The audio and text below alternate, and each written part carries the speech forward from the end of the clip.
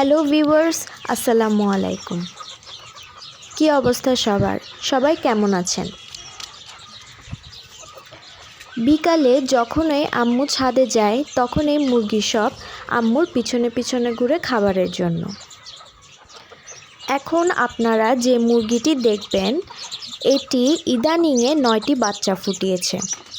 এগুলো হচ্ছে সেই বাচ্চাগুলো। শীতকাল তাও বাচ্চাদের আলাদা করে ফেলেছি কারণ তাদের মা তাদের খাবার খেতে দেয় না আর পায়ের নিচে দিয়ে মেরে ফেলে। এর আগের বারও মুরগিটি 4টি ডিম ফুটিয়েছিল, এর মধ্যে 2টি বাচ্চা পায়ের নিচে দিয়ে মেরে ফেলেছে।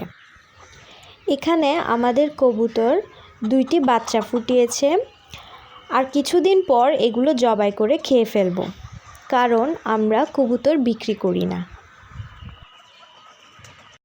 প্রতিদিন বিকেলে আম্মু প্যারেন্টস মুরগিদের লেয়ার 1 দেয়। এরপর ওরা জানে যে ওদের খেয়ে দিয়ে ঘরে ঢুকে যেতে হবে, তাই ওরা সুন্দর মতো খেয়ে ঘরে ঢুকে যায়। অথবা আমরা খাবার বাটিতে নিয়ে ঘরের ভিতর দিয়ে দিলেও ওরা সুন্দর মতো সবাই ঘরে ঢুকে যায়। আপনাদের প্রশ্ন থাকতে পারে যে আমরা যে ছোট বাচ্চাদের আলাদা করে ফেলেছি মা থেকে, তাদের ব্রুডিং আমরা ঠিকমতো করতে পারছি কিনা। আলহামদুলিল্লাহ আমরা তাদের ঠিকমতো ব্রুডিং করছি। বাচ্চাগুলোকে আমরা রাতে লাইট দিয়ে ব্রুডিং করি আর দিনের বেলা সূর্যের আলোতে ব্রুডিং করি। এর আগের ভিডিওতে আপনাদেরকে অনেকগুলো বাচ্চা দেখিয়েছিলাম। ওই বাচ্চাগুলো এই 1 মাসের মধ্যে বড় হয়ে গিয়েছে। এখন আপনারা যে বাচ্চাগুলো দেখছেন এগুলোর বয়স হচ্ছে 1.5 মাস,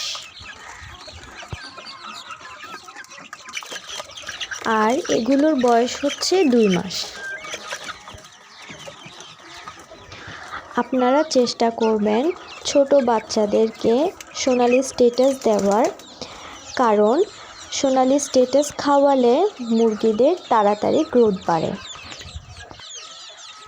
এখন যে বাচ্চাগুলো দেখছেন এগুলোর বয়স হচ্ছে 20 দিন।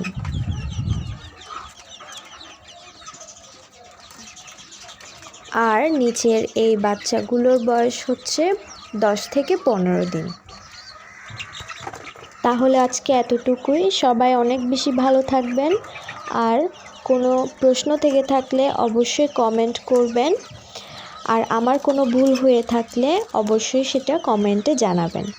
আর আমার ভিডিওটি ভালো লাগলে অবশ্যই লাইক শেয়ার করবেন আর আমার চ্যানেলটিকে সাবস্ক্রাইব করবেন।